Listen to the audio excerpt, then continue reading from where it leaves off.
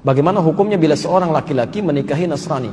Maksudnya perempuan non-muslim, apakah perkawinannya sah? Apakah dia melakukan hubungan tidak atau berzina? Baik.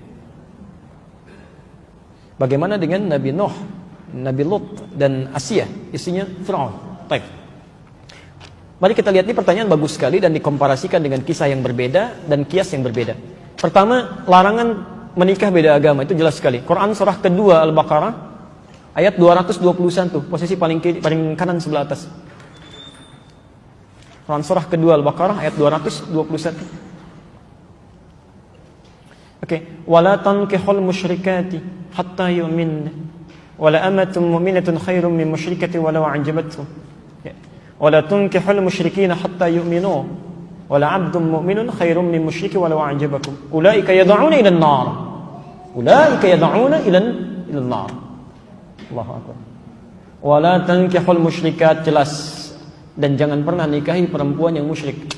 Jadi enggak boleh laki-laki muslim menikah dengan perempuan yang musyrik, itu enggak boleh, haram hukumnya. Laknya nahyi di situ. Ya. Bapak Ibu sekalian, mana yang musyrik itu apa musyrik? Menyekutukan Allah kan? Ya, menyekutukan Allah. Ya, bagaimana dengan orang yang mengatakan Tuhan itu ada bapaknya, ada anaknya, kan? Tuhan itu 3, Tuhan itu bersyirikat. Itu yang paling musyrik luar biasa. Itu kezaliman terbesar. Inna syirka la zulmun azim, kan? Makanya kata Ibnu Abbas, tidak ada kemusyrikan paling besar, kezaliman paling besar di samping yang mengatakan Tuhan punya anak. Oke. Jadi kita langsung bisa jawab saja bahwa seseorang yang menikah dia dalam keadaan muslim, sudah tahu dalam keadaan muslim, kan? Kemudian dia menikahi hal yang dilarang di Quran, maka hukumnya maksiat. Di pernikahannya dipandang sebagai pernikahan yang maksiat, hubungannya masuk dalam kategori zina sepanjang dia tidak bertobat dan kembali kepada Allah Subhanahu wa taala. Dan fasakh hukumnya. Kalau diketahui dia harus dipisahkan. Ya. Kalau perempuan, hati-hati. Bahasa Qur'annya wala tunkihu, jangan dinikahkan. Artinya kalau ada anak perempuan menikah dengan non-muslim, kemudian terjadi pernikahan, bahkan bapaknya yang menikahkan, misal, atau ridha saja, itu bukan cuma anaknya yang dosa, orang tuanya ikut dosa. Ikut dosa. Karena beban dari perempuan itu yang menikahkan walinya. Jelas ya? Itu walinya, hati-hati ya, hati-hati. Adapun kasus dengan Nabi Nuh itu berbeda, lain halnya. Ya, beda. Anda harus bedakan antara muslim dengan muslimah yang bermaksiat. Lain gitu kan? Ya. Nabi Nuh dalam keadaan muslim, dia berislam dengan baik, dalam keadaan sebelumnya sudah berumah tangga.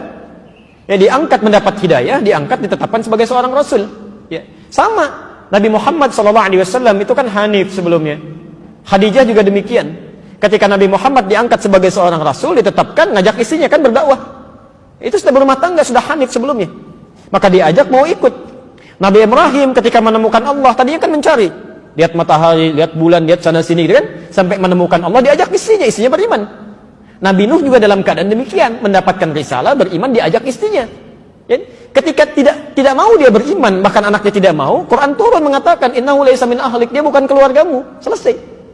Pisah di situ. Tapi berarti dakwah berjalan. Ya. Sama dengan Asia kan?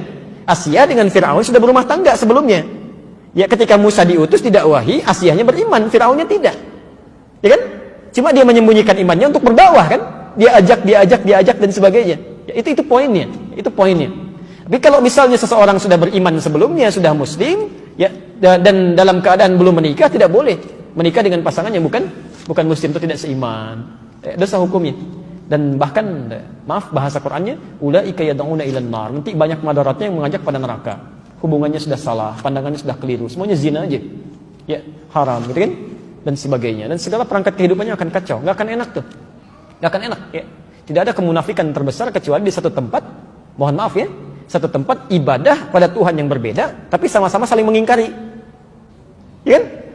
Kita toleransi aja, nggak apa-apa. Kamu ibadah di sini, saya di sini. Kamu kamar sini, saya kamar sini. Tapi ketika berdoa di sini mengingkari, ya, yang itu nggak benar, ini yang benar. Ini mengatakan itu nggak benar, ini yang benar.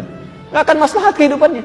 Ya. Makanya kata Buya Hamka dulu, sesungguhnya orang-orang, maaf, yang terjebak dengan kemunafikan tingkat tinggi, yaitu orang yang hadir pada ibadah agama umat lain. Itu hipokrit paling tinggi kata beliau. Karena dia datang pada satu acara, hatinya mengingkari. Kok bisa hati orang mengingkari datang pada satu tempat yang ada? Ya. Anda diundang ke satu tempat, tapi Anda nggak suka dengan acaranya, segalanya Anda ingkari itu, tapi Anda hadir di situ, kan aneh itu. Ya. Itu paling aneh.